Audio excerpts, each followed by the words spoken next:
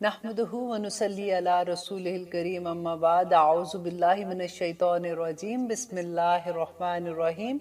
तो आज जो हम आयत कर रहे हैं, इससे थोड़ा सा मैं पहले आपको इसका बैकग्राउंड बता दूं कि हम पढ़ रहे थे वफ़्त नजरान आया था मदीना में, और वह नबी सल्लल्लाहु अलैहि वसल्लम से डिफरेंट क्वेश्चंस कर रहे थे, और नबी सल्लल्लाहु अलैहि वसल्लम को अल्लाह सुब्हानहू व तआला जिब्राइल अलैहिस्सलाम के ज़रिए, वही के ज़रिए बता रहे थे, और उनका सारे आंसर क्वेश्चंस हो रहे थे।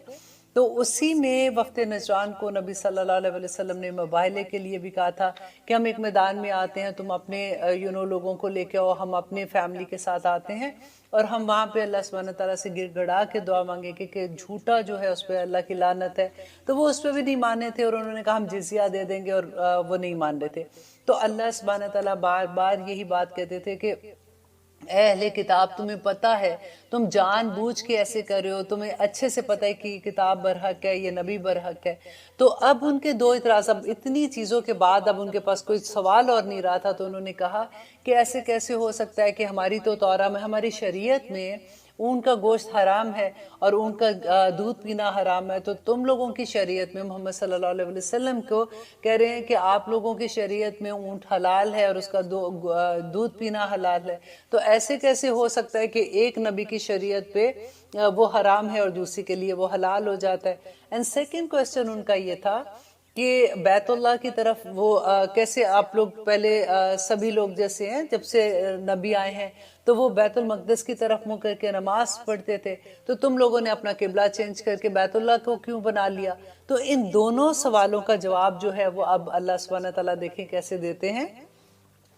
आऊज़ु बिल्लाहि मिनश शैतानिर रजीम, आयत नंबर 93। कुल्लु तआमी, तमाम खाने, काना थे, हिल्लन हिल्लन हलाल, ली बनी इसराइल, बनी इसराइल के लिए, इल्ला मा मगर जो हरमा हराम कर लिया, इसराइल ने, अला नफ्से ही अपने नफ्स पर। अब यहाँ पे अल्लाह सुब्हानहू व तआला कह रहे हैं कि बनी इसराइल के लिए तमाम खाने हलाल थे। ये जो बनी इसराइल, देखिए इसराइल का, रिमेंबर मैंने आपको बताया था कि इसराइल ये दो लफ्ज़ हैं जिसका मतलब है कि अल्लाह का बंदा, और ये हज़रत याकूब अलैहिस्सलाम का लक़ब भी था। तो अल्लाह सुब्हानहू व तआला ये कहते हैं कि तमाम खाने हलाल थे। ये जो उनका गोश्त हराम जो किया हुआ था, एक्चुअली ये याकूब अलैहिस्सलाम ने अपने आप पर खुदी से हराम कर लिया था। और इसकी मैं थोड़ी सी आपको बैकग्राउंड बता दूं कि उस ज़माने में ये रवाज भी हुआ करता था। जैसे आपको याद है कि नबी सल्लल्लाहु अलैहि वसल्लम की जब मैं पूरी बता रही थी आपको उनकी हयात ज़िंदगी पे हम बात कर रहे थे कि वो ऐसे अपनी एक बीवी के पास गए, तो वहाँ पे वो शहद पिया करते थे, थोड़ा टाइम लगाते थे। तो हज़रत आयशा ने फिर अपनी दोस्त के साथ, अपनी दूसरी जो उनकी बीवी थी, मिलके कहा कि आपके मुंह से वो स्मेल आती है उसकी, जब आप शहद पीते हैं। तो वो उस वजह से नबी सल्लल्लाहु अलैहि वसल्लम ने गुस्से में अपने ऊपर ये हराम कर दिया। तो अल्लाह सुब्हानहू व तआला ने फ़ौरन वो आयत नाजिल कर दी थी कि तुम अपनी मर्जी से कोई चीज़ हलाल और हराम नहीं कर सकते हो। तो इसी तरह से याकूब अलैहिस्सलाम जो है, इनको कोई एक बीमारी थी जिसको कहते हैं वो अर्कुनिसा, उसको इसका बीमारी का नाम आता है। तो जैसे आजकल भी आप देखिए कोई बीमारी होती है तो हकीम मना कर देते कि ये चीज़ नहीं खानी, और ये चीज़ गर्म है, ये चीज़ ठंडी है। तो उन्होंने उस बीमारी की वजह से ऊंट का गोश्त अपने ऊपर हराम कर दिया कि मैं नहीं खाऊंगा जैसे। तो उनके ना खाने की वजह से उसके बाद जो लोग थे उन्होंने अपने ऊपर खुद ही से वो हराम कर दिया, जबकि उनकी शरीयत में ये हराम नहीं था। तो इसके बाद अल्लाह सुब्हानहू व तआला कहते हैं मिन कबली, इसके कबल, अन के तुनज़ला के उतारी जाती है, तौरात कि इससे कबल के तौरात उतारी जाती। तो ये उससे पहले ही उन्होंने, क्योंकि याकूब अलैहिस्सलाम जो थे वो तो तौरा जब नाजिल हुई थी तो उससे बहुत साल पहले पैदा हुए और बहुत साल पहले के नबी थे, तो तौरा में इसका कैसे जिक्र आ गया? और फिर आगे कहते हैं कुल, कह दीजिए ए नबी, इनसे कह दीजिए, फतू, पस तुम सब ले आओ, बि तौराती, तौरात को, फतलूहा, तो पस इसको पढ़ो, इन कुंतुम स्वादिकीन, अगर तुम सच्चे हो तो तौरात में निकाल के दिखाओ अगर कहाँ पे ये लिखा हुआ है। तो फमन इफ्तरा, फमन पस जिसने, इफ्तरा बांधा, गढ़ लिया, अल्लाही अल्लाह पर, अल काजिबा झूठ, من بعد ذالکا، اس کے بعد، کہ اس کے بعد کہ اب تمہیں تو دلیل مل گئی ہے کہ تورا میں بھی نہیں ہے اور یہ حلال بھی حرام بھی نہیں تھا، تو اب اس کے بعد بھی اگر تم اللہ پہ جھوٹ باندھتے ہو، تم کہتے ہو نہیں نہیں یہ تو حرام ہی تھا، تو اللہ سبحانہ تعالیٰ کہتے ہیں فَأُولَئِكَ، بس یہی لوگ ہیں، ہم وہی تو ہیں، الظالمون، وہ سب ظالم۔ کل کہہ دیجئے اے نبی ان سے کہہ دیجئے صدق اللہ، کہ اللہ نے سچ کہا، فَاتَّبِعُوا، پس تم پیروی کرو، ملت ابراہیم حنیفہ، ابراہیم علیہ السلام کے دین کی جو کہ یکسو تھے۔ اب یہاں پہ یہ بات ہو رہی ہے کہ اب اللہ سبحانہ تعالیٰ کہہ رہے ہیں کہ نبی ان کو کہہ دو کہ اللہ سبحانہ تعالیٰ نے جو کچھ بھی اس کتاب میں کہا ہے، جو کچھ دلیل دی ہے، دلائل دے رہے ہیں، وہ سب سچے ہیں۔ تم ملت ابراہیم کی پیروی کرو، ابراہیم کے طریقے کی پیروی کرو، کیونکہ ابراہیم علیہ السلام جو تھے وہ یکسو تھے، وہ شرک نہیں کرتے تھے، وَمَا كَانَ مِنَ الْمُشْرِكِينَ، اور وہ مشرکوں میں سے نہیں تھے، کیونکہ وہ بھی یہی مانتے تھے کہ حضرت یعقوب علیہ السلام جو تھے وہ تو ان کے دادا جو تھے وہ حضرت ابراہیم علیہ السلام ہی تھے، تو اس لیے وہ کیونکہ ہر کوئی جیسے ہم لوگ ہیں مسلمان سے لے کے، کیونکہ ابراہیم علیہ السلام کے دو بیٹے تھے، اسماعیل علیہ السلام اور اسحاق علیہ السلام، تو ان دونوں کے نسل میں سے جو آتے ہیں، تو آج تک ہم نبی صلی اللہ علیہ وسلم سے جب اگر ان کی نسل جاتی ہے تو اسماعیل علیہ السلام سے جاتی ہے، اور جو اسحاق علیہ السلام سے ہے وہ ان کی نسل جاتی ہے، تو اصل میں ہم سارے کے جا کے ملتے ہیں حضرت ابراہیم علیہ السلام سے۔ تو اللہ سبحانہ تعالیٰ کہتے ہیں کہ تم نے اگر فالو کرنا فَاتَّبِعُوا، پس پیروی کرو، ملت ابراہیم کے دین کی پیروی کرو، وہ مشرکوں میں سے نہیں تھے۔ تم تو حضرت عزیر کو اللہ کا بیٹا بناتے ہو، عیسیٰ علیہ السلام کو اللہ کا بیٹا بناتے ہو، تو ابراہیم علیہ السلام تو ایسے نہیں تھے، وہ تو شرک نہیں کرتے تھے۔ اور پھر دوسرا اعتراض ان کا کیا تھا کہ وہ کہتے تھے کہ بیت المقدس کو تم نے قبلہ کیسے چینج کر لیا، اب تم تو پہلے بیت المقدس کی طرف منہ کر کے نماز پڑھتے تھے۔ تو اس کا جواب اللہ سبحانہ تعالیٰ کہتے ہیں کہ اِنَّا، بے شک، اول بیتن، پہلا گھر، وُضِعَ، جو مقرر کیا گیا، للناسی، لوگوں کے لیے، للذی، یقیناً جو، بھی مکہ تھا، مکہ میں ہے۔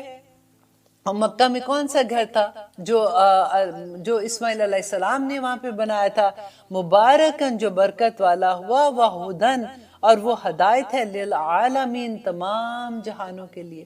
اب یہاں پہ جو اللہ سبحانہ تعالیٰ کہہ رہے ہیں کہ سب سے پہلا گھر، نبی صلی اللہ علیہ وسلم سے بھی صحابہ نے پوچھا تھا کہ بیت المقدس میں اور مکہ، جیسے سب سے پہلا گھر کون سا تھا، نبی صلی اللہ علیہ وسلم نے کہا کہ مکہ میں جو بیت اللہ ہے، تو انہوں نے پھر پوچھا کہ بیت اللہ اور بیت المقدس میں کتنے سال کا فرق ہے، تو انہوں نے کہا کہ 40 سال کا۔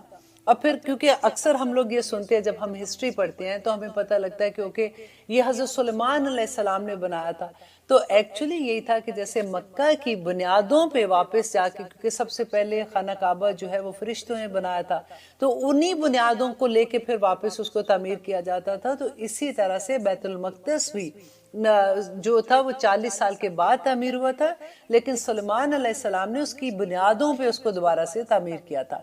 اب یہاں پہ دیکھیے کہ مکہ جو ہے، اس کی تھوڑی سی ہسٹری میں آپ کو دوبارہ سے ریپیٹ کر دوں۔ جب وہ ہم نے سورۃ بقرہ میں پڑھا تھا تو بہت اچھا لگتا ہے، کیونکہ جب ہم عمرے کے لیے جاتے ہیں، حج کے لیے جاتے ہیں، یا ہم اپنے کسی جاننے والے سے بھی بات کرتے ہیں، تو اس گھر کی ہسٹری ہمیں بہت اچھے سے پتہ ہونی چاہیے، تاکہ جب ہم وہاں پہ جاتے ہیں تو پھر عبادت کا بھی مزہ آتا ہے، ہمیں پتہ چلتا ہے او مائی گاڈ، یہ جو خانہ کعبہ ہے، سب سے پہلے آپ کو یاد ہے میں نے حضرت آدم علیہ السلام کی آپ کو پوری سٹوری سنائی تھی جو ہم نے سورہ بقرہ میں پڑھی تھی، کہ کیسے آدم علیہ السلام کو کریٹ کیا تھا۔ تو آدم علیہ السلام سے پہلے فرشتوں نے دنیا میں خانہ کعبہ کو تعمیر کیا تھا، اور کیونکہ دنیا میں انسانوں سے پہلے جنات رہتے تھے، اور آدم علیہ السلام کے آنے پہ جب وہ آدم علیہ السلام آئے تھے تو اس کے بعد جب خانہ کعبہ گر گیا تھا اور اس کی بنیادیں لیکن بنی ہوئی تھی، تو آدم علیہ السلام کو اللہ سبحانہ تعالیٰ نے جبرائیل علیہ السلام کے ذریعے یہ حکم دیا کہ اس خانہ کعبہ کو دوبارہ سے تعمیر کرو، تو آدم علیہ السلام نے اس کو دوبارہ سے تعمیر کیا تھا۔ اور پھر آدم علیہ السلام کے زمانے سے لے کے نوح علیہ السلام کے زمانے تک خانہ کعبہ اسی طرح سے تھا. لیکن آپ کو یاد ہے نوح علیہ السلام کے زمانے میں جو طوفان آیا تھا اور پوری دنیا طوفان میں بہہ گئی تھی، اور اس طوفان میں خانہ کعبہ پھر سے اوپر سے جیسے وہ گر گیا تھا، لیکن بنیادیں تو اس کی تھی. اس کے بعد اللہ سبحانہ تعالیٰ نے جو ابراہیم علیہ السلام کو جو خواب آیا تھا، آپ کو یاد ہے وہ ہم نے سورہ بقرہ میں پڑھا تھا، اور حضرت اسماعیل کے ساتھ انہوں نے خانہ کعبہ کی تعمیر کی تھی. اور خانہ کعبہ کی تعمیر کرنے کے بعد پھر اس کے بعد جیسے بارش ہوتی تھی اس زمانے میں، ایسے پکی اینٹوں کا تو نہیں بنا کرتا تھا، وہ گارا سے یا اس طرح سے لے کے وہ دیواریں بنا دیتے تھے. تو ابراہیم علیہ السلام کے بعد وہاں پہ جو قبیلہ جرہم، آپ کو یاد ہے کہ وہاں پہ آ کے آباد ہوا تھا، انہوں نے دیکھا یہاں پہ پانی ہے تو بی بی ہاجرہ سے انہوں نے کہا تھا کہ ہم یہاں پہ آباد ہونا چاہتے ہیں اور ہم آپ کو پانی کے بدلے میں ہم آپ کو پیسے دیں گے. تو اس بنا پہ انہوں نے رہنا شروع کر دیا تھا، اور بی بی ہاجرہ کو بھی ایک گھر مل گیا وہاں پہ اس طرح سے.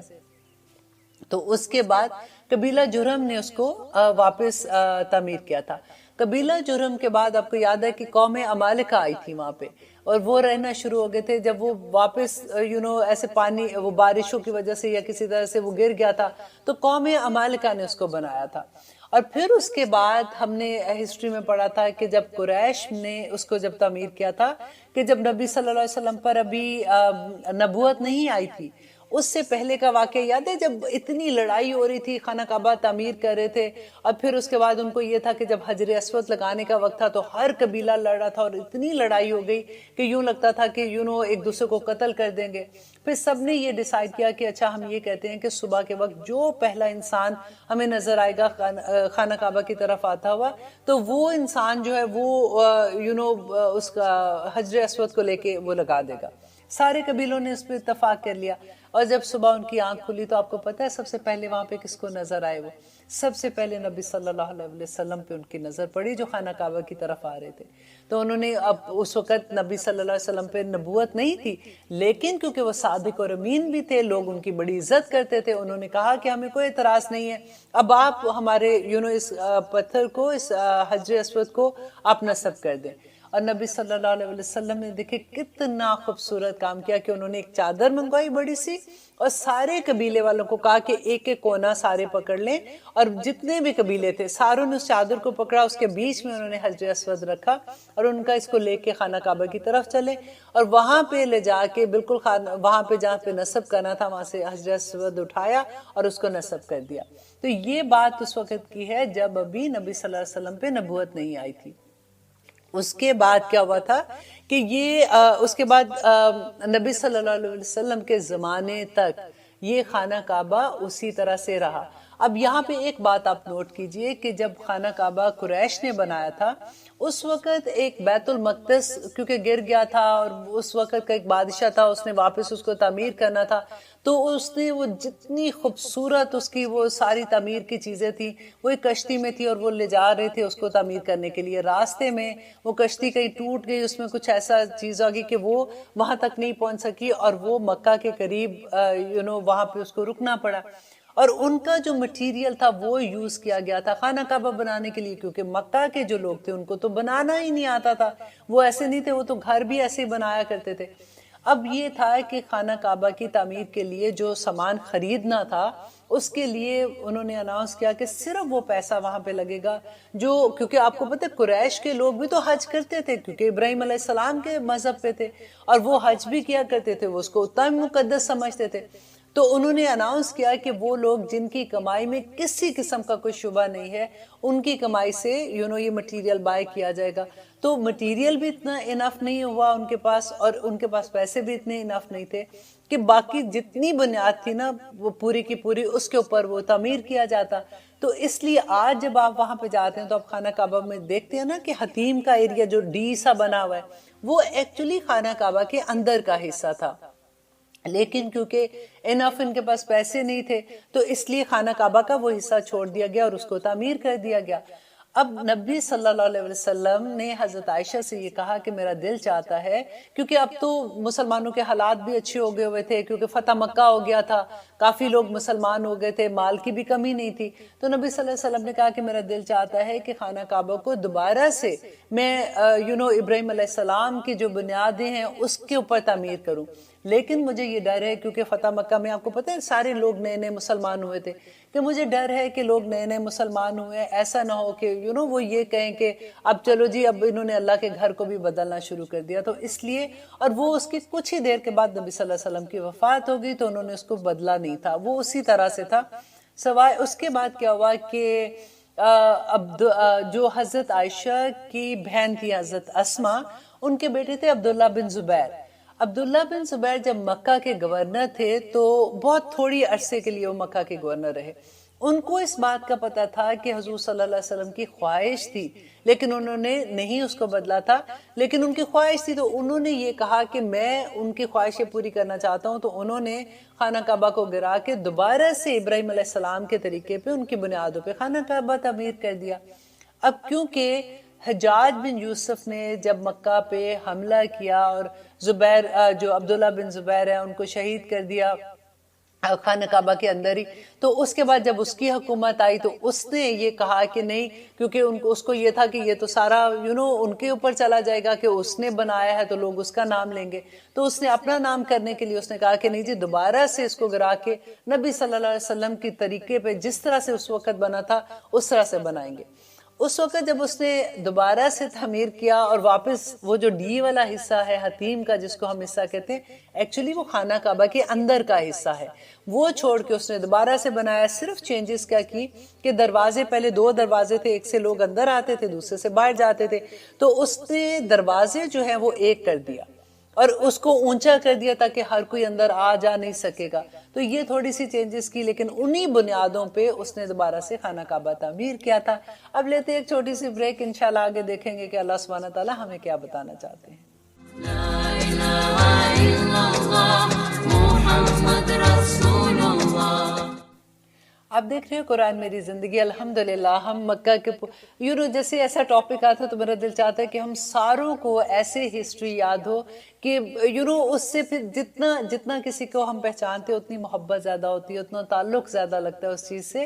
تو الحمدللہ ثم الحمدللہ مجھے پوری امید ہے کہ اب آپ سب کو زبانی یاد ہو گیا ہوگا کہ مکہ کے آج جو ہے جیسے ہمیں نظر آتا ہے تو اس کے پیچھے ہسٹری کیا ہے. اب دیکھیے کہ اللہ سبحانہ تعالیٰ کیا کہہ رہے ہیں، بِبَکَّةَ مُبَارَكًا.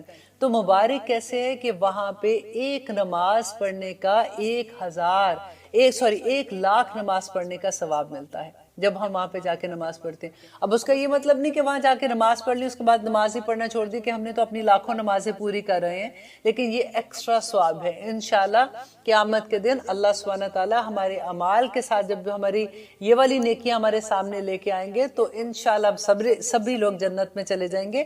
وَهُدًى لِلْعَالَمِينَ، اور وہ ہدایت ہے تمام جہانوں کے لیے. فِيهِ، اس میں آیاتٌ بینات، اس میں نشانیاں ہیں واضح. کون سی نشانیاں ہیں؟ دیکھیں یہاں سے پہلے اس کو دیکھ لیں. نمبر 1 وہاں پہ آب زمزم کا آپ دیکھیں، بی بی ہاجرہ نے کس زمانے میں وہ جب پانی کا وہ کنواں نکلا تھا اور اس زمانے سے وہ جاری ہے، اور کس طرح سے لوگ حاجی جاتے ہیں پانی پیتے ہیں، کس طرح سے ساتھ لے کے جاتے ہیں. اتنا بڑی یہ نشانی ہے کہ ابھی تک بھی وہاں پہ اسی طرح سے پانی ہے. اور ڈاکٹرز نے جب سم ٹائم ہوتا ہے کہ وہاں پہ جا کے ہمیں یہ لگتا ہے کہ بہت سے لوگوں کو یہ ڈر ہوتا ہے کہ اگر ہمیں باتھ روم میں بار بار جانا پڑے گا تو ہم پانی کم پئیں گے. تو وہاں سے جا کے یہ معجزہ ہوتا ہے کہ لوگ کہتے ہیں ہم اتنا پانی پیتے ہیں لیکن ہمیں کوئی ایسی حاجت نہیں ہوتی ہے الحمدللہ، اور ہم آرام سے ایسے لگتا پیٹ بھی بھر گیا. اگر 40 دن تک بھوکا کوئی انسان رہے گا اور صرف آب زمزم پیتا رہے گا تو اس میں اتنے فائدے ہیں کہ اس کو وہ آرام سے جیت سکتا ہے اس کے ساتھ. اور دوسرا دیکھیں وہاں پہ جو اللہ سبحانہ تعالیٰ کی نشانیوں میں سے حجر اسود ہے جو کہ جنت کا لایا ہوا پتھر ہے. اس کے علاوہ دیکھیے وہاں پہ اللہ سبحانہ تعالیٰ کہتے ہیں وہ مقام ابراہیم. دیکھیں مقام ابراہیم بھی بینات نشانیوں میں سے ہے، لیکن اللہ سبحانہ تعالیٰ نے علیحدہ سے اس کا ذکر کیا. آپ لوگ جب عمرے کے لیے جاتے ہیں، حج کے لیے جاتے ہیں، آپ دیکھتے ہیں کہ وہاں سونے کا ایک ڈوم سا بنا ہوا ہے، اس کے اندر ایک پتھر ہے جس کے اوپر پورے نشان ہے حضرت ابراہیم علیہ السلام کے پاؤں کے.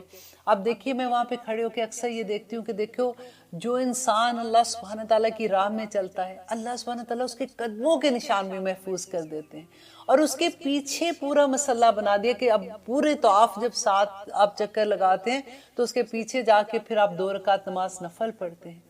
اللہ سبحانہ تعالیٰ نے اتنی خوبصورت نشانیاں، اور جا کے جب آپ اس کو دیکھتے ہیں، آپ دیکھیں یہ بالکل جیسے آج ہم جب کوئی بلڈنگ بناتے ہیں تو آپ دیکھیں جب پتھر اوپر لے جانے ہوتے ہیں یا انسان نے خود اوپر جانا ہوتا ہے تو وہ کس طرح سے کرین استعمال کرتے ہیں، تو یہ بالکل وہی کام کرتے تھے کہ جب اوپر جانا ہوتا تھا تو وہ پتھر کے اوپر کھڑے ہوتے تھے تو وہ پتھر اوپر چلا جاتا تھا، اور وہ جا کے وہ اسی طرح سے خانہ کعبہ تعمیر کر رہے تھے۔ یہ اتنی بڑی نشانی الحمدللہ۔ اور آگے کہ وَمَن دَخَلَهُ، اور جو کوئی داخل ہوا اس میں، کس میں؟ خانہ کعبہ میں، کان آمنن، تو وہ امن والا ہو گیا۔ دیکھیں خانہ کعبہ کے اندر حضرت عبداللہ بن عمر کہا کرتے تھے کہ اگر مجھے اپنے باپ کا یعنی حضرت عمر کا قاتل بھی خانہ کعبہ میں نظر آ جائے تو میں اس پہ بھی ہاتھ نہ اٹھاؤں، میں اس کو بھی معاف کر دوں گا۔ یہ ایسی جگہ ہے جہاں پہ چونٹی بھی اگر آپ کو نظر آتی ہے آپ اس کو بھی مار نہیں سکتے ہو، تو وہاں پہ جو انسان بھی جاتا ہے وہ امن میں آ جاتا ہے۔ وَلِلَّهِ، اور اللہ کے لیے، عَلَى النَّاسِ، لوگوں پر ہے، حجو، حج کرنا، البیتہ، اس گھر کا۔ تو اللہ یہاں پہ کیا ہے کہ اللہ کے لیے ہے کہ اللہ کا حق ہے لوگوں پر کہ وہ اس گھر کا حج کریں۔ دیکھیں یہ بہت بڑی بات ہے، آگے جو آ رہی ہے، من استطاع، جو کوئی طاقت رکھے، الیہ، اس کی طرف، سبیلا، راہ کی، ومن کافرا، یہ غور کرنے کی بات ہے کہ جو کوئی انکار کر دے، کفر کر دے۔ دیکھیں لفظ کتنا آیا ہے کہ جو حج نہیں کرتا، رائٹ، اس کے لیے ومن کافرا، اور جو کوئی انکار کر دے، کفر کیا، فإن اللہ، تو اللہ غنی، بہت بے پرواہ ہے، عن العالمین، تمام جہانوں سے۔ کہ اللہ سبحانہ تعالیٰ کہتے ہیں کہ اس گھر کا حج کرنا اللہ کا حق ہے لوگوں پر کہ وہ اس گھر کا حج کریں، صرف لیکن وہ لوگ جو اس کی استطاعت رکھتے ہیں، جیسے کوئی غریب ہے نہیں کر سکتا، کوئی عورت ہے اس کے پاس محرم نہیں ہے وہ نہیں کر سکتا، اللہ سبحانہ تعالیٰ نہیں پوچھیں گے، کوئی بیمار ہے وہ نہیں کر سکتا، اللہ سبحانہ تعالیٰ نہیں پوچھیں گے۔ لیکن اگر کوئی استطاعت رکھتا ہے اس کی اور وہ حج پہ نہیں جاتا تو پھر اللہ سبحانہ تعالیٰ کہتے ہیں کہ وہ جو ایسے کرتا ہے، وہ من کافرہ فإن اللہ غنی عالم، تو اللہ سبحانہ تعالیٰ کو کوئی پرواہ نہیں ہے۔ نبی صلی اللہ علیہ وسلم نے کہا تھا کہ وہ انسان جو استطاعت رکھتے ہوئے حج نہیں کرتا، وہ کافر مرے یا وہ اہل کتاب میں سے ان کا نام لیا تھا، انہوں نے کہا تھا کہ یا کوئی عیسائی مرتا ہے یا یہودی مرے، اس کا ہمارے ساتھ کوئی تعلق نہیں ہے۔ میں آپ کو اس کی تھوڑی سی ڈیٹیل بتا رہی ہوں کیونکہ ایگزیکٹ لفظ میرے پاس نہیں ہے، لیکن یہ حدیث بخاری کی ہے کہ کس طرح سے اگر حج ہم کتنے آرام سے کہہ دیتے کہ ہم حج پہ چلے جائیں گے، نو پرابلم، ابھی تو بڑا ٹائم ہے، ابھی بڑی گرمی کا وقت ہے، ابھی نہیں جانا، ابھی تو بچے چھوٹے ہیں، ابھی یہ ہو گیا۔ لیکن جب ویکیشن پہ جاتے ہیں تو تب تو ہمیں کبھی یہ خیال نہیں آتا کہ وہاں پہ بھی کتنی گرمی ہوگی، ہم چلے جاتے ہیں۔ ڈزنی ورلڈ جانا ہوتا ہے، ہم بچوں کو اٹھا کے وہاں پہ، بے شک بچے بے ہوش ہو رہے ہوتے ہیں گرمی سے۔ ہم ایک دفعہ گئے تھے تو وہ یہی ہوا تھا کہ ایک ہمارے ساتھ ہی کوئی اور پاکستانی کپل تھا، تو ان کے بچے اتنی گرمی سے پاکستان سے آئے ہوئے تھے، کیونکہ گرمی اتنی تھی تو وہ وہاں سے بے ہوش ہوگی۔ تو میں یہ سوچتی ہوں کہ دیکھو اتنی بڑی بات ہوتی کہ اللہ کے گھر کا حج کرنا اللہ نے فرض کیا ہر مسلمان پہ، اور ہم اتنے آرام سے سوچتے ہیں ابھی تو بڑا ٹائم ہے، کر لیں گے۔ ہمیں کیا پتا ہے کہ اللہ سبحانہ تعالیٰ نے ہمیں کتنا ٹائم دیا ہے، کتنا ہے کہ نہیں۔ حضرت عمر کہا کرتے تھے کہ میرا دل چاہتا ہے کہ میں ایک آدمی کو مقرر کروں اور وہ جا کے شہر میں دیکھے کہ جو لوگ استطاعت رکھتے ہیں اور حج پہ نہیں جاتے، میں ان سے جزیہ طلب کروں۔ جزیہ کن سے لیتے ہیں؟ جو مسلمان نہیں ہوتے، کہ یعنی وہ مسلمان ہی نہیں ہے جو حج پہ نہیں جاتے۔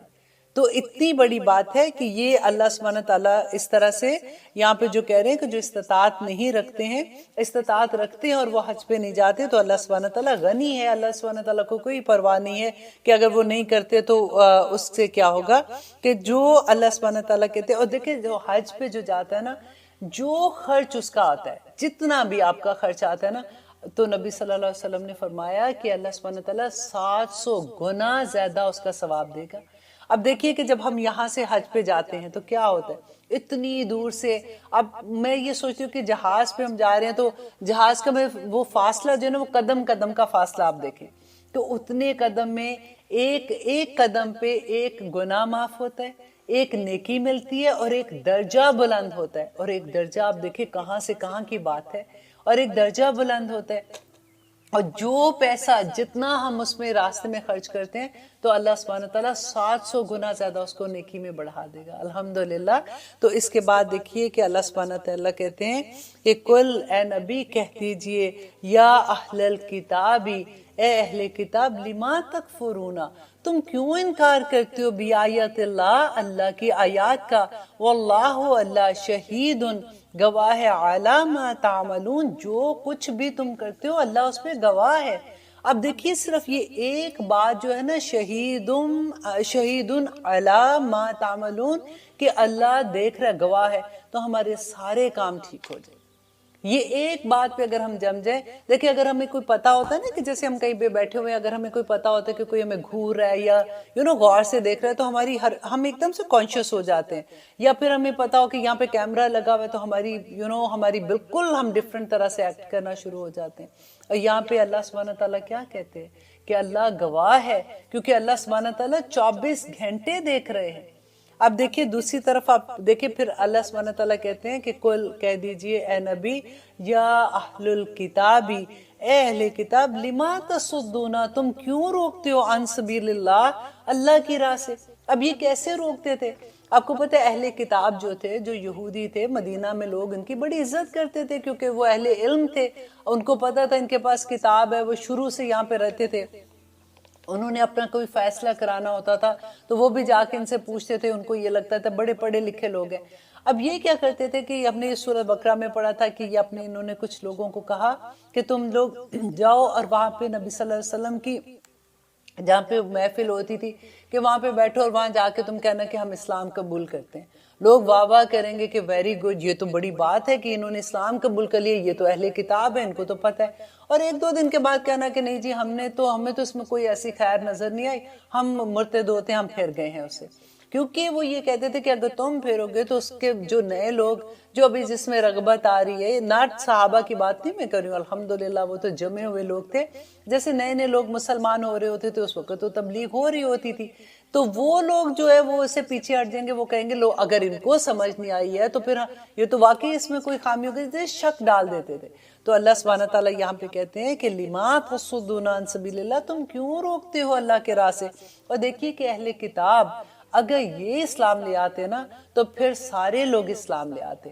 کیونکہ وہی بات ہوتی ہے کہ کیونکہ ان کو لوگ پڑھا لکھا سمجھتے تھے، ان کو یہ تھا کہ یہ تو ان کے پاس تو پہلی اللہ کی کتاب ہے اور نبی صلی اللہ علیہ وسلم بھی وہی پیغام دے رہے ہیں. تو اگر یہ نہیں مانتے جن کے پاس پہلے سے کتاب ہے، پہلے سے نبی ہے، تو پھر پتہ نہیں یہ ٹھیک ہے کہ نہیں ہے. تو اسی بات کو یہاں پہ اللہ سبحانہ تعالیٰ کہتے ہیں من آمنا، جو لما تصدون عن سبیل اللہ، من آمنا، جو ایمان لاتا ہے تم اس کا راستہ کیوں روکتے ہو، تبغونہا، تم سب چاہتے ہو اس میں عوجا، کجی تلاش کرنا. دیکھیں ہے نہیں ہے دین میں کجی، لیکن تم اس میں تلاش کرنے کی کوشش کرتے ہو. وَأَنْتُمْ، حالانکہ تم شہداء، گواہ ہو. وَمَا اللَّهُ، اور اللہ، بِغَافِلٍ، ہرگز غافل نہیں ہے، اما اس سے، تعملون، جو تم کرتے ہو.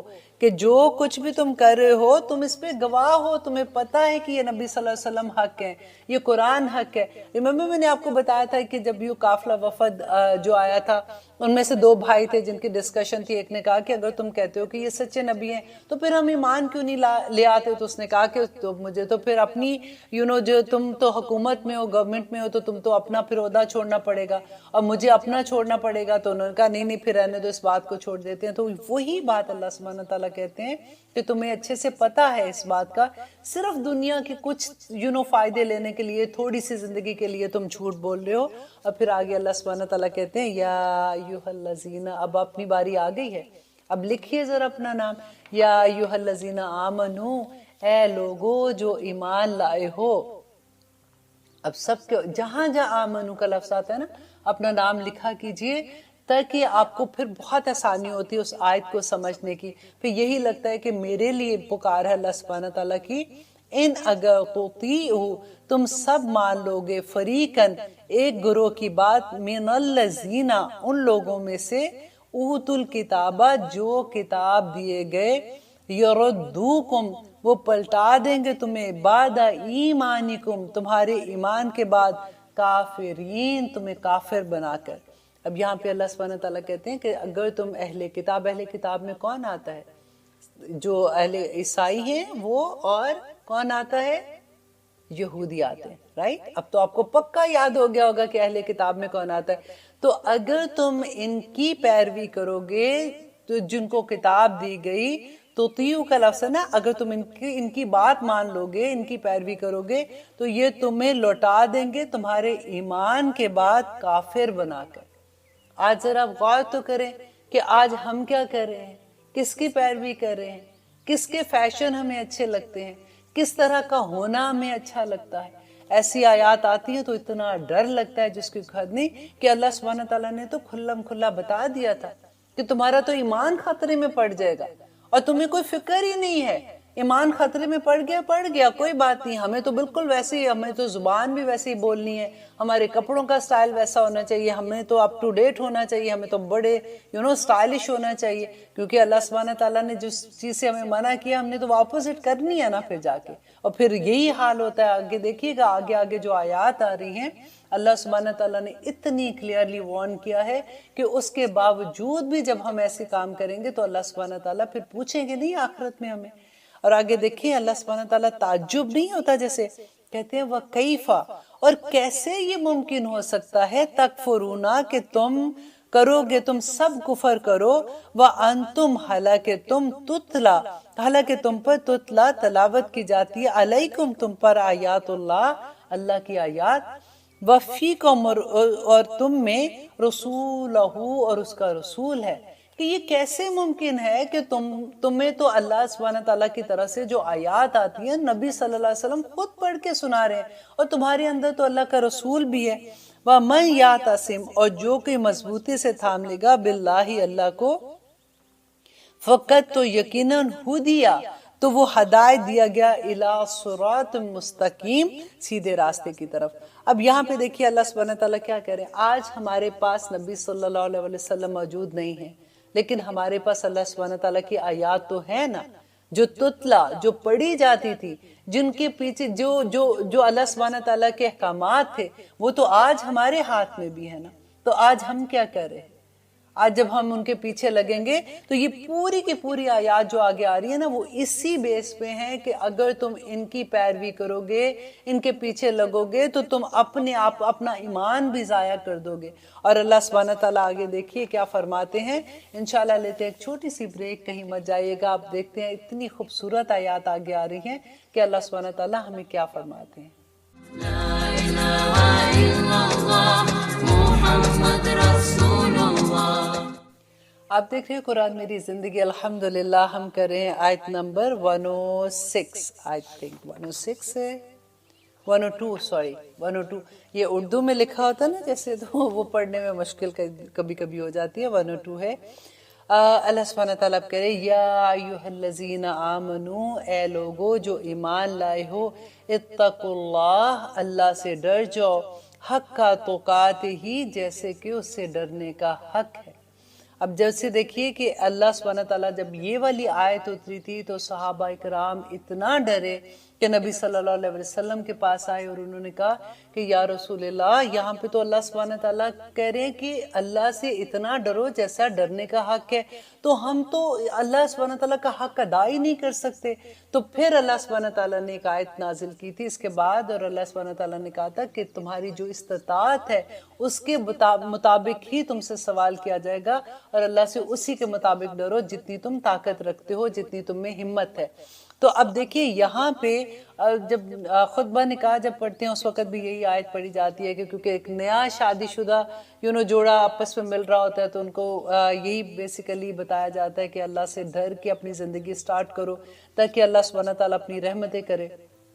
اب دیکھنا یہ ہے کہ اللہ سبحانہ تعالیٰ جو یہ کہہ رہے ہیں کہ اے ایمان والو اللہ سے ڈرو، تو اللہ کا تقویٰ کیا ہے؟ حضرت عمر سے اسی طرح کسی نے پوچھا تھا کہ تقویٰ کیا ہے، تو انہوں نے بڑی خوبصورت ڈیفینیشن دی تھی. انہوں نے کہا تھا کہ اس دنیا میں رہتے ہوئے آپ ایک راہداری سے چل رہے ہو جس کے دونوں طرف کانٹے ہیں, کانٹے دار جھاڑیاں ہیں, تو آپ اس کے اندر سے اپنی تنگ راہداری ہے, تو آپ جیسے اس راہداری سے گزرو گے نا اسی طرح سے بس دنیا میں سے گزرو. دیکھیں یہ تقوی جو ہوتا ہے, یہ جب انسان پہ مصیبت آتی ہے نا تو یہ صبر میں ڈھل جاتا ہے. جب اس کے گھر خوشیاں آتی ہیں تو وہ شکر میں ڈھل جاتا ہے. جب اللہ سبحانہ تعالیٰ کی خشیت آتی ہے تو وہ آنسوں میں ڈھل جاتا ہے. ہماری زندگی اگر اللہ سبحانہ تعالیٰ کے ڈر, اللہ تعالیٰ کی خشیت نہ ہوگی تو زندگی کچھ بھی نہیں ہے. ایک میں نے کسی سے بات سنی تھی, انہوں نے بڑی خوبصورتی سے کہا کہ جب تک ہماری زندگی میں قرآن نہیں کھلا تھا ہم تو بڑے آرام سے جنت میں جا رہے تھے اور ہمیں ہر راستہ جنت کی طرف لگتا تھا ہم جا رہے ہیں. جب سے قرآن زندگی میں کھلا ہے ہمیں تو لگ رہا ہے کہ یہ تو جنت میں جانے کا راستہ ہی بڑا مشکل ہے, کیونکہ پہلے کیا تھا کہ ہم نے تو اپنی مرضی کی جنت بنائی ہوئی تھی, اپنی مرضی کے راستے بنائے ہوئے تھے. دیکھیں یہ قرآن جو ہے نا, اب بالکل ایسے سوچئے کہ آپ نے فار ایگزامپل میں ہیوسٹن میں ہوں, شوگر لینڈ میں, یہاں سے میں نے نارتھ میں جانا ہے, تو جو بل بورڈ جو سائن لگے ہوتے ہیں نا کہ اب یہاں پہ مڑنا ہے, اب یہاں پہ سے یہ ٹرن لینا ہے, تو وہ سائن ہمیں بتاتے ہیں نا کہ ہم نے کہاں کہاں جانا ہے. یہ جنت کے راستے کے سائن بورڈ ہے. ایک ایک آیت پہ چلتے جاؤ چلتے جاؤ چلتے جاؤ, آپ کو سیدھا جنت کے اندر لے جائے گی. بالکل اسی طرح سے جیسے اگر ہم اپنے راستے میں سائن بورڈ ہمیں نہیں نظر آتا یا ہم غلطی سے اتر جاتے ہیں تو ہم ایگزٹ لے کے کہیں سے کہیں نکل جاتے ہیں اگر ہمارے پاس سائن نہیں ہوں گے. یہ سارے سائن بورڈ ہیں. اللہ سبحانہ تعالیٰ کا تقویٰ ہوگا تو ہماری زندگیاں بھی آسان ہو جائیں گی اور ہماری آخرت بھی آسان ہو جائے گی. اور آگے اللہ سبحانہ تعالیٰ کہہ رہے ہیں کہ وَلَا تَمُوتُنَّ, اور مت ہرگز نہ مرنا, الا مگر وَأَنْتُمْ مُسْلِمُونَ, کہ تم مسلمان ہو, تم سرنگو کرنے والے ہو, تم اطانا سمینا و اطانا کرنے والے ہو.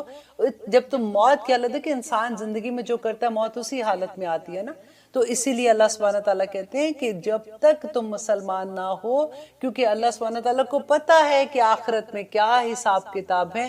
انشاءاللہ آگے جو آیت آئے گی میں آپ کو بتاؤں گی کہ ابھی ہم لوگ جب پڑھ رہے تھے کہ آخرت کا تھوڑا سا نقشہ اس وقت میں آپ کو کریٹ کر کے بتاؤں گی کہ اللہ سبحانہ تعالیٰ 30 پارے میں کیسے بیان کرتے ہیں.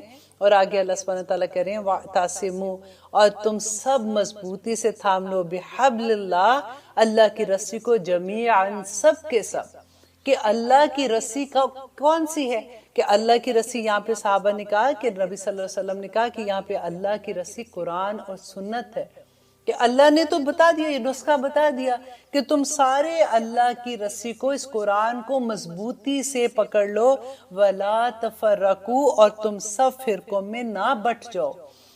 وَاذْكُرُوا, اور یاد کرو نعمت اللہ, اللہ کی نعمت کو. کون سی نعمت کو, کہ اللہ کو شکر ادا کرو کہ اللہ سبحانہ تعالیٰ نے تمہیں یہ جو قرآن کی نعمت دی ہے. علیکم, تم پر, اسکم, تم آداؤ, جبکہ تم تھے دشمن. اب یہاں سے پہلے میں آپ کو تھوڑا سا بتا دوں کہ دیکھیں اللہ سبحانہ تعالیٰ کہتے ہیں آج کل جیسے ہم دیکھتے ہیں اپنے ارد گرد سارے کے مسلمانوں کی وحدانیت ٹوٹ کے رہ گئی ہے. ہر مسلمان کو دیکھو فرقہ فرقہ, یہ کافر وہ کافر وہ کافر.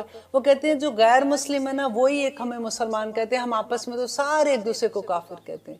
اب پاکستان میں آپ جاتے ہیں, آپ دیکھیں مسجدوں میں باقاعدہ لکھا ہوتا ہے کہ یہ کس مسلک کی مسجد ہے, تاکہ دوسرا اس میں نہ آئے. ہماری لڑائیاں کیا ہیں آپ دیکھیں, ہمارا اللہ ایک, ہمارے نبی ایک, ہماری کتاب ایک, ہمارا دین ایک ہے سب کا, پھر بھی ہم ایک دوسرے سے کیوں لڑتے ہیں. اب دیکھیے چھوٹی چھوٹی سی بات پہ کہ رفع یدین کرنا ہے کہ نہیں, آمین اونچا پڑھنا ہے کہ نیچا پڑھنا ہے, الحمدللہ پڑھنی ہے پیچھے امام کے نہیں پڑھنی ہے, یہ سارے فقہی مسئلے ہیں. اب یہ چیز چھوٹی چھوٹی چیزوں کو لے کے ہم نے پورا فرقہ اپنا علیحدہ بنا دیا. نبی صلی اللہ علیہ وسلم کو اللہ سبحانہ تعالیٰ نے کہا تھا کہ اے نبی ان سے کہہ دو کہ جو تم فرقے میں بٹ جاتے ہو وہ مجھ میں سے نہیں ہیں, وہ مسلمان ہی نہیں ہیں. اور ہم اتنے فخر سے اپنے آپ کو فرقوں میں بانٹ دیتے ہیں, اور ہم اپنے آپ کو جب تعارف بھی کرواتے ہیں تو ہم کیسے کرواتے ہیں. دیکھیں یہ سنی ہے, یہ شیعہ ہے, یہ ہے, یہ ہم سب مسلمان ہیں. اب ایک جھنڈے کے تلے جب ہم جمع ہو جائیں گے تو ہم اتنے مضبوط ہو جائیں گے. لیکن شیطان کا سب سے خوبصورت وار یہی ہے کہ کسی کو آپس میں ملنے نہ دو, تاکہ ہر کوئی اپنے مسلک کو لے کے کہے گا یہ تو وہابی ہے, اس کے پیچھے نماز نہیں, یہ تو میں نے حیرت کے مارے میرا برا حال ہو گیا کہ جب میری ایک اسٹوڈنٹ نے مجھے یہ بتایا کہ وہ حج کرنے گئی اور وہاں پہ جن کے ساتھ وہ گئی تھی، جہاں سے جیسے یہاں پہ ہوتے ہیں نا گروپ کے ساتھ جاتے ہیں، تو شی سیڈ کہ جو امام ہمارے یہاں سے ہمارے ساتھ چلے تھے وہ خانہ کعبہ کے جو امام تھے اس کے پیچھے نماز نہیں پڑھتے تھے، وہ کمرے میں جا کے نماز پڑھتے تھے۔ آپ دیکھیے وہاں پہ نماز 1,00,000 نماز کا ثواب ایک نماز پڑھنے سے، اور وہ خانہ کعبہ میں جا کے امام کے پیچھے نماز نہیں پڑھتے تھے۔ کیسے شیطان نے ہم کو بہکا دیا ہے، کہاں ہمارا ریلیجن ہمیں لے گیا ہے۔ اللہ کرے کہ ہمیں ان چیزوں کی سمجھ آ جائے۔ دیکھیں جب قرآن کھلتا ہے نا تو تبھی ہمیں ان چیزوں کی سمجھ بھی آتی ہے، پھر ہم اپنے آپ کو روکتے ہیں کہ نہیں یہ چیزیں تو ٹھیک نہیں ہیں۔ اور آگے اللہ سبحانہ تعالیٰ کہتے ہیں اس کنتم اعداء، جبکہ تم دشمن تھے، فألف، تو الفت ڈال دی، محبت ڈال دی، بین قلوبکم، تمہارے دلوں میں۔ اب دیکھیے یہاں پہ ہے نا فألف، تو اس نے الفت ڈال دی۔ اب یہاں سے ایک اور بھی بات ہمیں سمجھ آتی ہے کہ محبت جو ہے نا، ہم کتنی کوشش کرتے ہیں لوگوں کو منانے کی کہ لوگ ہم سے محبت کریں، ایکسیپٹنس ہوتی ہے نا، اور یہ بات کہ محبت ڈالنا نا یہ اللہ سبحانہ تعالیٰ کا کام ہے۔ نبی صلی اللہ علیہ وسلم کو بھی اللہ سبحانہ تعالیٰ نے کہا تھا کہ تم ان کو خوش کرنے کے لیے، ان کی محبت جیتنے کے لیے تم کتنا بھی لگا دو گے لیکن ان کے اندر محبت تم نہیں ڈال سکتے ہو، یہ اللہ سبحانہ تعالیٰ کا کام ہے۔ آپ کو یاد ہے اتنی خوبصورت حدیث میں نے آپ کے ساتھ شیئر کی تھی کہ اللہ سبحانہ تعالیٰ جب اپنے کسی بندے کو پسند کرتا ہے نا اس کے عمل کی وجہ سے، تو اللہ سبحانہ تعالیٰ کے پاس جو فرشتے ہوتے ہیں، اللہ سبحانہ تعالیٰ اپنے مقربین فرشتوں میں اس بندے کے لیے کہتا ہے کہ یہ بندے سے میں محبت کرتا ہوں، تم بھی اس سے محبت کرو۔ آپ کو یاد ہے کہ جب ہم نے یہ پڑھا تھا کہ جو لوگ استغفار کرتے ہیں تو اللہ سبحانہ تعالیٰ کے جو فرشتے ہیں ان کے اللہ سبحانہ تعالیٰ کے تخت کو اٹھائے ہوئے وہ اس بندے کے لیے مغفرت کی دعا کرتے ہیں۔ تو یہاں پہ یہی بات تھی کہ وہ جب اللہ سبحانہ تعالیٰ ان کو کہتے ہیں تو وہ آسمان کے فرشتوں کو کہتے ہیں کہ اللہ سبحانہ تعالیٰ اس بندے سے محبت کرتے ہیں، تم بھی اس سے محبت کرو۔ آسمان کے فرشتے زمین کے فرشتوں کو پکارتے ہیں کہ اللہ سبحانہ تعالیٰ اس بندے سے محبت کرتا ہے، تم بھی اس سے محبت کرو۔ اور زمین کے فرشتے جو ہوتے ہیں وہ اس انسان کے ارد گرد جو لوگ ہوتے ہیں نا ان کو القاء کر دیتے ہیں کہ اس انسان سے محبت کرو کیونکہ اللہ سبحانہ تعالیٰ اس سے محبت کرتا ہے۔ اسی لیے تو کئی دفعہ آپ یہ نوٹ کرتے ہیں کہ آپ پتہ بھی نہیں ہوتا کہ کون آپ کے سامنے ہے اور لوگ آپ کو اتنی خوبصورت اسمائل دے رہے ہوتے ہیں، آپ کو یہ لگتا ہے کہ میں اس کو جانتی ہوں، یہ کوئی پتہ نہیں، مجھے ایسے نہیں پتہ لیکن مجھے لگ رہا ہے کہ میرے بہت پرانا اس کے ساتھ تعلق ہے۔ یہ اللہ ہی محبتیں ڈالتا ہے۔ دیکھیں ہم اپنی زندگیاں ضائع کر دیتے ہیں لوگوں کو راضی کرنے کے لیے۔ ایک رب کو راضی کر دے، وہ ایک سجدہ جسے تو گراز سمجھتا ہے 1000 سجدوں سے دیتا ہے آدمی کو نجات۔ یہ بالکل وہی والی بات ہے۔ تو اللہ سبحانہ تعالیٰ کہتے ہیں کہ تم دشمن تھے۔ اب یہاں پہ یہ بات جو بتا رہے ہیں کہ کیونکہ وہاں پہ مدینہ میں جو اوس اور خزرج 2 قبیلے تھے بڑا لڑتے تھے، اور ایک تو ان کی لڑائی 120 سال تک چلی، وہ اتنا آپس میں لڑتے تھے۔ اور وہاں پہ جو یہود تھے نا ان کا کاروبار یہ تھا کہ وہ ہتھیار بناتے تھے۔ اب کیا ہوتا تھا کہ وہ اس سے ہتھیار خریدتے تھے، ان کا کاروبار تھا، اور پھر وہ لڑتے تھے۔ یہود بڑے خوش تھے کہ یہ آپس میں لڑتے رہے تاکہ ہمارا بھی بزنس چلتا رہے۔ آج کے زمانے میں بھی غور کیجئے کہ کیا حال ہے۔ اللہ اکبر۔ بالکل اسی طرح سے کہ کیا ہوا کہ پھر جب نبی صلی اللہ علیہ وسلم مدینہ میں آئے اور پھر وہ ساروں میں بھائی چارہ ہو گیا، انہوں نے اسلام قبول کر لیا، وہ لڑنا بند ہو گئے۔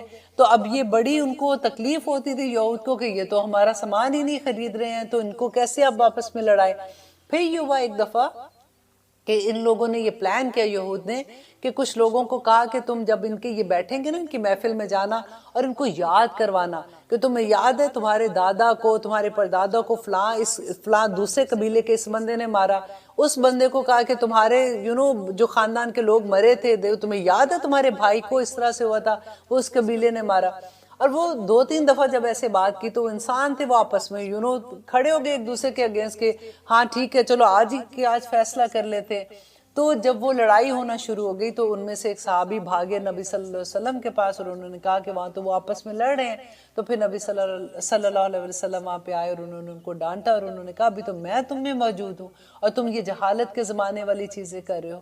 تو اب دیکھیے کہ یہاں پہ اسی کی بات کر رہے ہیں اللہ سبحانہ تعالیٰ کہ جب تم تھے دشمن تو اس وقت محبت ڈال دی بینہ قلوبکم، تمہارے دلوں میں، فاصبحتم، تو تم ہو گئے بنعمتہ ہی، اس کی مہربانی سے، اخواناً بھائی چارہ قائم ہو گیا تھا نا، وکنتم، اور تھے تم کھڑے الا شفا خفرتن، جب تھے تم گھڑے اس کے خفرتن من النار، آگ کے کنارے پر جب تم کھڑے ہوئے تھے. جیسے لڑائی اتنی تم لوگ کرتے تھے، اتنی غلط کام کر رہے تھے، تو تم تو آگ کے کنارے پر تھے. فن قذکم، پس اس نے بچا لیا تمہیں، منہا، اس سے، کس سے؟ اس آگ سے بچا لیا. کذالک، اسی طرح سے، یبین اللہ بیان کرتا ہے، لکم، تمہارے لیے، آیات ہی، اپنی آیات کو، لعلکم، تاکہ تم تہتدون، ہدایت پاؤ. دیکھیے اللہ سبحانہ تعالیٰ بار بار ہمیں بتا رہے ہیں، یہ سارے جو قصے بیان کیے جاتے ہیں قرآن میں، یہ اس لیے بیان ہوتے ہیں کہ جو پہلے لوگوں کے ساتھ جو کچھ ہوا تھا تاکہ ہم ایسے نہ کریں. لیکن دیکھیے کہ آج ہم میں کتنی بدعات شامل ہو گئی ہیں. آج ہمیں تو سمجھ ہی نہیں آتی کہ لوگوں کو یہی سمجھ نہیں آتی کہ کون سی مسجد کے مسلک ٹھیک ہیں تو کون سے نہیں. ہم تو انہی چیزوں میں الجھ کے رہ گئے ہیں. اب میں صرف آپ سے ایک ہی بات کہوں گی کہ آپ بھی جتنے لوگوں کو جانتے ہیں، آپ پلیز، اگر آپ لوگوں کی فیس بک ہے، آپ یہ ویڈیوز ڈال دیا کریں. کوئی نہ کوئی تو سنے گا نا، کسی نہ کسی کی زندگی میں تو فرق آئے گا، اور آتا بھی ہے. مجھے کوئی ایک میری اسٹوڈنٹ ہی بتا رہی تھی کہ ان کے وہ تھے داماد تھے، تو وہ کہتی ہے کہ ماشاءاللہ وہ فجر کی نماز جو ہے وہ مسجد میں پڑھنا شروع ہو گئے ہیں جا کے. تو دیکھیے اسی طرح سے ایک ایک کرتے کرتے، کیونکہ مسلمان کا ہمارا جو فرض ہے نا، وہ واتوا سو ہی ہے کہ ہم نے یہ بتانا ہے لوگوں کو. ہم نے لوگوں کو اللہ سبحانہ تعالیٰ کا پیغام اگر ہم نہیں دیں گے تو کون دے گا؟ آگے آ رہی ہے وہ آیت جس میں اللہ سبحانہ تعالیٰ ہمیں کھول کھول کے بیان کرتے ہیں کہ تمہارا مقصد کیا ہے.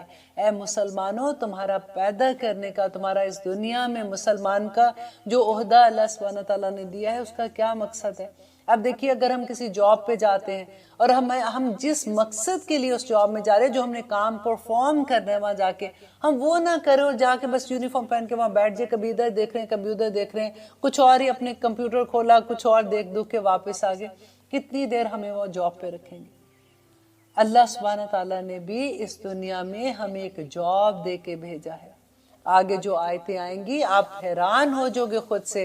الحمدللہ جنہوں نے تو پڑھا ہوا ہے ان کو پتا ہوگا، لیکن آنیسٹلی جب میں نے بھی پہلی دفعہ پڑھا تھا کہ ایز اے مسلمان میری جاب کیا ہے اس دنیا میں، اور وہی تو مجھے جواب دینا ہے اللہ سبحانہ تعالیٰ کو. اور جب میں جواب دوں گی تو میں کس چیز کا جواب دوں گی جب اگر مجھے پتہ ہی نہیں ہوگا. تو آگے انشاءاللہ ایک چھوٹی سی، اب میرا خیال ہے ہمارے پروگرام کا وقت بھی ختم ہو رہا ہے. انشاءاللہ اگلے پروگرام میں ہم آگے دیکھیں گے کہ بہت خوبصورت آیات ہیں. کئی دفعہ جب میں پروگرام کرتی ہوں تو مجھے یہ ہوتا ہے کہ آیات آج اتنی کم ہو گئی، جیسے لاسٹ پروگرام میں تو بہت کم آیات ہوئی تھی تو میں جلدی سے آگے جاؤں. لیکن پھر میں یہ کہتی ہوں کہ نہیں، جب اس کی وہ ہوتا ہے نا کہ اصل ہمارے اندر نہیں اترے گی تو کیا فائدہ. آیات تو پڑھتے ہی جائیں گے الحمدللہ. جیسے ہم نے پہلا سپارہ شروع کیا تھا تو خیر سے ہم چوتھے سپارے پہ آگے، اسی طرح سے انشاءاللہ ہم آخری سپارے پہ بھی آ جائیں گے اور ہمیں انشاءاللہ اللہ سبحانہ تعالیٰ کا پیغام بھی ملتا رہے گا. آپ دیکھیے کہ اس وقت 1 گھنٹے میں ہم نے کتنی نیکیاں کما لی ہیں. الحمدللہ اس وقت فرشتے نازل ہوتے ہیں. آپ کو پتہ ہے ہم نے پڑھا تھا نا کہ جس جگہ پہ اللہ سبحانہ تعالیٰ کا ذکر ہوتا ہے، کچھ فرشتے اللہ سبحانہ تعالیٰ نے زمین پہ رکھے ہی اس لیے، ان کی یہ ڈیوٹی ہے کہ جہاں پہ اللہ کا ذکر ہو وہاں پہ وہ پہنچ جاتے ہیں، اور وہاں پہ جو لوگ اللہ کا ذکر کرتے ہیں اور جو سنتے ہیں اور سناتے ہیں وہ ان کے لیے مغفرت کی دعائیں کرتے ہیں.